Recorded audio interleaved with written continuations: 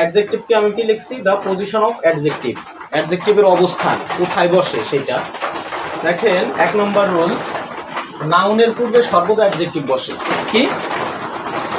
নাউনের পূর্বে সর্বদা অ্যাডজেক্টিভ বসে। এই ওয়ার্ডটা হি যে স্টুডেন্ট, দেখেন স্টুডেন্টটা হচ্ছে একটা নাউন।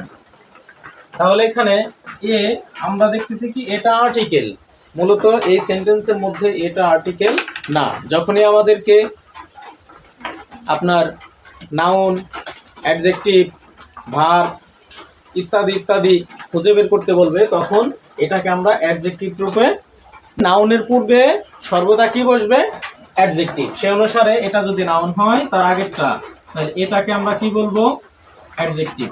নাউনের পূর্বে সর্বদা কি বসে, অ্যাডজেক্টিভ। দেখেন তাহলে এই স্টুডেন্টটা কি নাউন, নাউনের পূর্বে কি বসছে, অ্যাডজেক্টিভ।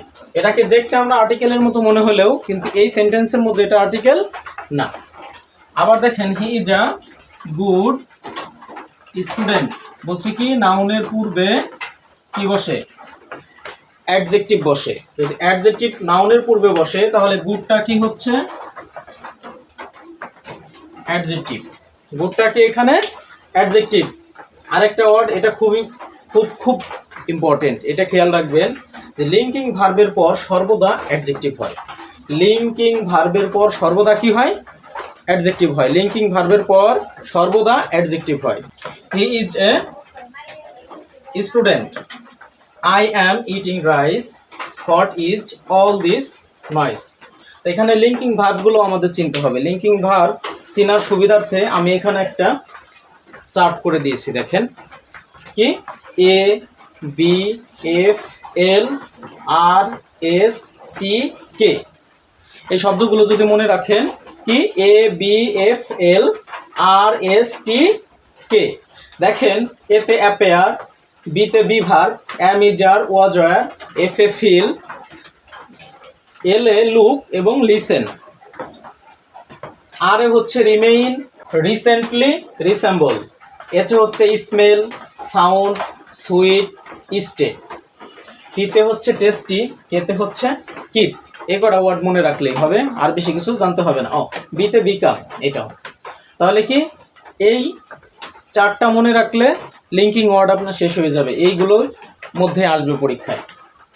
তো দেখেন হি ইজ, তাহলে ইজটা কি, একটা লিঙ্কিং ভার্ব।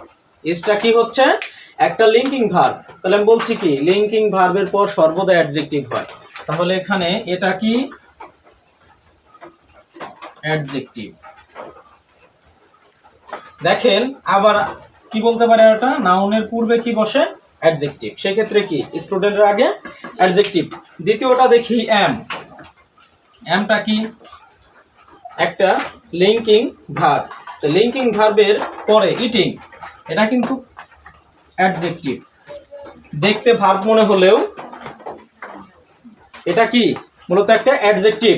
আসেন হট ইজ, ইজটা কি, একটা লিঙ্কিং ভার্ব। ইজটা কি লিঙ্কিং ভার্ব। এরপরে কি আছে দেখেন তো, অল, অলটা কি অ্যাডজেক্টিভ। আমরা এখন রুলস 3 নাম্বার শিখব। অ্যাডজেক্টিভে 3 নম্বর রুল। দেখেন verb plus LY, verb plus LY এবং নাউন প্লাস এলওয়াই সমান কি হবে, অ্যাডজেক্টিভ। ভার্ব প্লাস এলওয়াই এবং নাউন প্লাস এলওয়াই কি হয়, অ্যাডজেক্টিভ। দেখেন ফ্রেন্ড প্লাস এলওয়াই, এটা কি, ফ্রেন্ডটা হচ্ছে নাউন, তার সাথে কি এলওয়াই যুক্ত, এটা কি হবে, অ্যাডজেক্টিভ। তাহলে F R I E N D LY, friendly, এটা কি অ্যাডজেক্টিভ। এই ফ্রেন্ডলি হচ্ছে কি অ্যাডজেক্টিভ। আবার দেখেন হোম, এটাও একটা নাউন, নাউনের সাথে এলওয়াই যোগ করলে কি হয়, হোমলি, এটাও একটা অ্যাডজেক্টিভ হয়ে যায়। কাম, দেখেন এটা ভার্ব, কি বলছিলাম, ভার্ব প্লাস এলওয়াই সমান কি অ্যাডজেক্টিভ। ভার্ব প্লাস এলওয়াই এটাও কি হয়, অ্যাডজেক্টিভ হয়ে যায়। ভার্ব প্লাস এলওয়াই এটাও কি অ্যাডজেক্টিভ। এবং আরেকটা নোটস খেয়াল রাখেন, অ্যাডজেক্টিভ প্লাস এলওয়াই সমান সমান কি হয়, অ্যাডভার্ব। অ্যাডজেক্টিভ প্লাস এলওয়াই সমান সমান কি, অ্যাডভার্ব হয়। জিনিসটা খেয়াল রাখবেন।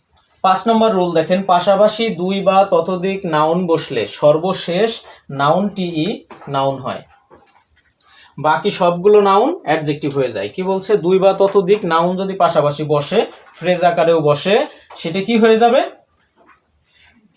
প্রথম একদম সর্বশেষ নাউনটি শুধুমাত্র নাউন থাকবে এবং বাকি যে ওয়ার্ডগুলো থাকবে, নাউনগুলো থাকবে, সবগুলোই কি হবে? অ্যাডজেক্টিভ হয়ে যাবে। দেখেন, he reads 10 page English short story. এখানে বুকটা কি? নাউন। স্টোরি একটা নাউন। শর্ট, ইংলিশ, পেজ এগুলো কি?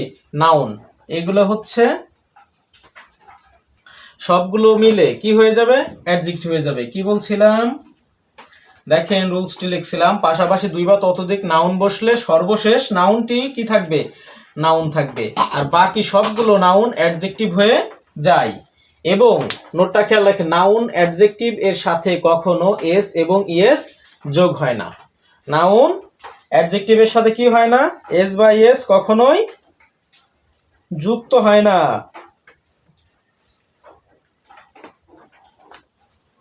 তাহলে এই নাউনগুলো কি? পাশাপাশি যতগুলো নাউনই বসুক, শুধু সর্বশেষ নাউনটি নাউন থাকবে এবং পাশাপাশি সব নাউনগুলো অ্যাডজেক্টিভ হয়ে যাবে। আমরা সাফিক্স দিয়ে যে অ্যাডজেক্টিভগুলো হয় সে সম্পর্কে ধারণা নেই। দেখেন, এই সাফিক্সগুলো যদি কোনো ওয়ার্ডের শেষে থাকে তাহলেও অ্যাডজেক্টিভ হবে। তাহলে এই সাফিক্সগুলোও কি যদি কোনো ওয়ার্ডের শেষে থাকে সেগুলোও কি অ্যাডজেক্টিভ হয়ে যাবে। অ্যাডজেক্টিভ সম্পর্কে একটা পরিপূর্ণ ধারণা